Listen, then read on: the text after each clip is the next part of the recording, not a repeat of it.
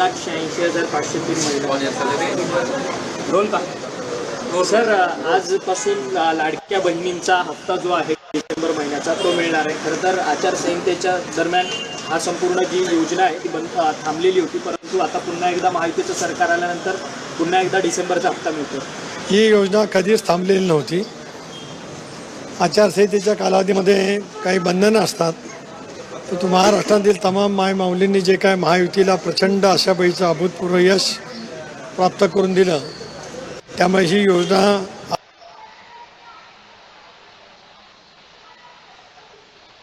त्याच्यातच आज डिसेंबर महिन्यातील जे काय वितरण करायचं होतं त्याची राज्य सरकारने सुरुवात केलेली आहे. हे सरकार वचनबद्धतेचं सरकार आहे. जनतेच्या अधिक व्यापक कामाला कशा पद्धतीने प्राधान्य देता येईल याच गोष्टीवरती आमच्या सर्वांचा भर त्या ठिकाणी राहणार आहे.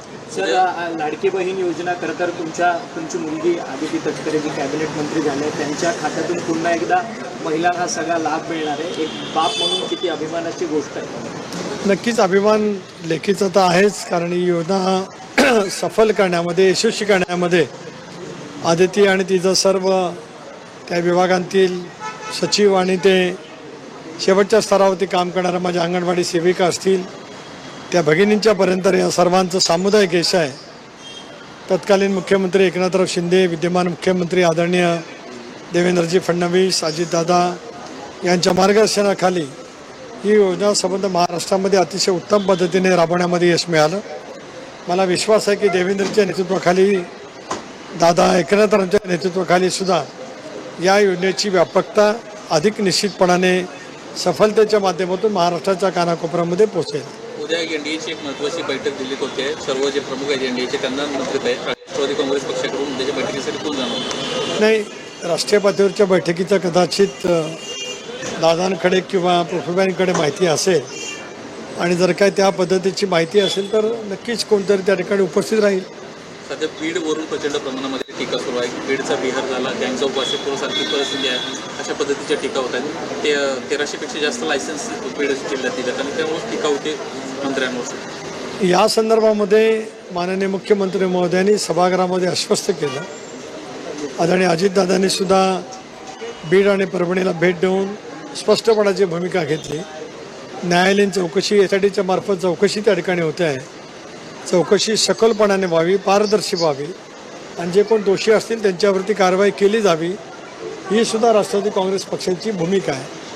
पण चौकशीतून तथ्य लवकरात लवकर बाहेर पडेल असे आम्हाला विश्वास आहे. निवडणुका झाल्यात, आता राष्ट्रवादी काँग्रेस पक्षाचं पुढचं रोडमॅप कसं असणार आहे, कशा पद्धतीनं आता तयारी सुरू झाली? त्या रोडमॅपची सुरुवात आता आम्ही तयारी करतो आहोत. 2 दिवसीचं राज्यस्तरीय एक शिबिर आम्ही लवकरच नियोजित करतो आहोत.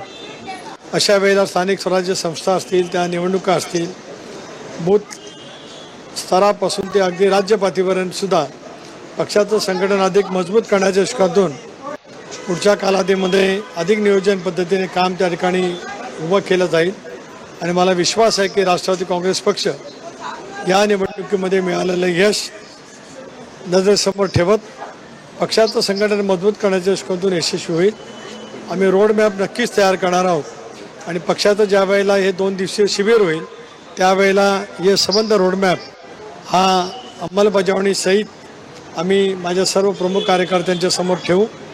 याच 2025पासून सभासद नोंदणीची सुद्धा प्रक्रिया आम्ही त्या ठिकाणी सुरू करणार आहोत. एका बाजूला सभासद नोंदणी प्रभावीपणाने बूथ लेवलपासून ते राज्य पातळीवरती सर्व स्तरावरचं पक्षाचं संघटन हे मजबूत करण्याच्या प्रक्रियेला अधिक प्राधान्य दिलं जाणार.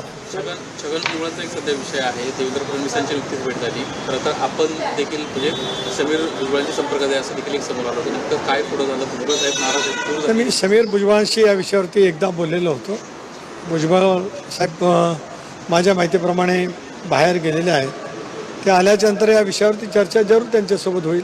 परंतु सर, ह्याच्यामध्ये अजित पवारांनी एक महत्त्वाचं स्टेटमेंट केलं की महायुतीकडे आता 237 आमदारांचं पाठबळ आहे, त्यामुळे कोणी रुसला तर त्याची समजूत काढता येणार नाही असं देखील दादा म्हणाले.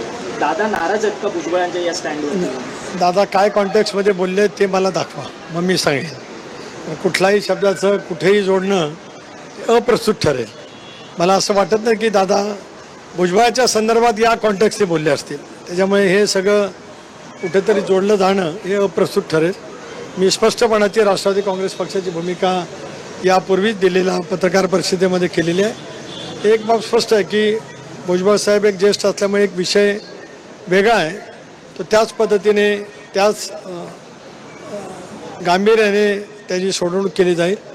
यापुढे पक्षाची शिस्त यालासुद्धा अधिक प्राधान्य देण्याच्या दृष्टिकोनातून पावलं उचलली जातील. परत सांगतो की मी जे वाक्य बोललो आहे त्याचा आणि भुजबळ साहेबांचं आज जो काय एकंदरीत भूमिका आहे याच्याशी दुरान्वयी संबंध नाही.